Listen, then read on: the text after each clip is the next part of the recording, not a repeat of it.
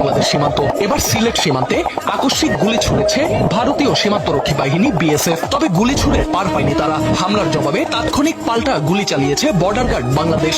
বিজিবির কড়া ও দৃঢ় প্রতিরোধে দ্রুতই নিয়ন্ত্রণে আসে পরিস্থিতি। মঙ্গলবার এক প্রেস বিজ্ঞপ্তিতে এই তথ্য জানায় বিজিবি। সোমবার বিকেলে সিলেটের গোয়াইনঘাট উপজেলার সোনারহাট সীমান্ত এলাকায় হঠাৎ গুলি ছুড়ে বিএসএফ সদস্যরা। এর পরপরই পাল্টা জবাব দেয় বিজিবির সিলেট ব্যাটালিয়ন। দুই বাহিনীর মধ্যে উত্তেজনাকর পরিস্থিতি তৈরি হলেও শেষ পর্যন্ত কোনো হতাহতের ঘটনা ঘটেনি। বর্তমানে পরিস্থিতি শান্ত রয়েছে বলে জানিয়েছে বিজিবি। ঘটনার পর সীমান্ত এলাকায় টহল ও নজরদারি আরো বাড়ানো হয়েছে।